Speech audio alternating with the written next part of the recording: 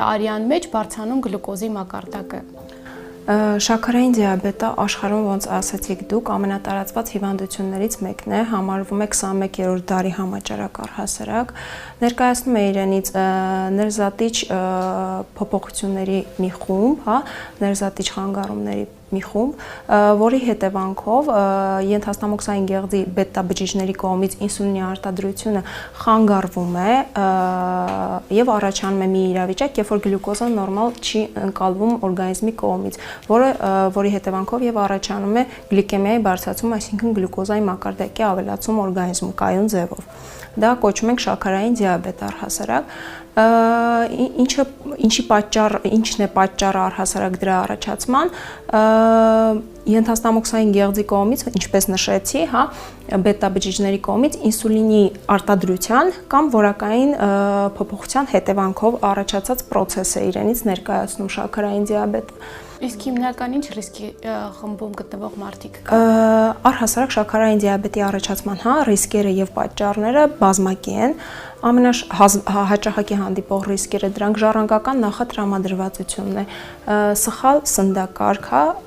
սխալ քիչ ֆիզիկական ակտիվություն, հիպոդինամիա, ինչպես մենք ասում ենք, ծխելու եւ խմելու չարաշահումները եւ ռիսկի գործոնների մեջ են նաև քրոնիկական հիվանդությունները, ուղեկցող քրոնիկական հիվանդությունները, սիրտանոթային հիվանդությունները, պատճառները կարող են լինել նաև, դեղորայքային, օրինակ ստերոիդների երկարատև կամ մեծ դոզաներով կիրառումը առհասարակ իմունիտետի անկումները, օրգանիզմի իմունիտետի անկումը, ուղեկցող այլ հիվանդություններ, դրանք բոլորը նախապայմաններ են, ռիսկեր են եւ պատճառներ են շաքարային դիաբետի զարգացման օրգանիզմում։ Իսկ որ դեպքում է ճարպակալումը հանդիսանում շաքարային դիաբետի պատճառ։ Ճարպակալումը ինքը շատ տարածված հիվանդություն է հիմա, նույն ձևով շաքարային դիաբետի հետ, նույն ուղիով գնում են։ Ճարպակալումը օրգանիզմի հավելյալ ճարպի կուտակումն է, առհասարակ ավելցուկ ճարպի կուտակումն է։ Ճարպակալման տեսակները մի քանիսն են, ունենք մենք հավելյալ մարմնի զանգված, դրանից հետո արդեն գալիս է ճարպակալում առաջին աստիճանի, երկրորդ եւ երրորդ աստիճանի, Այն պարագայում, երբ որ հավելյալ ճարպը,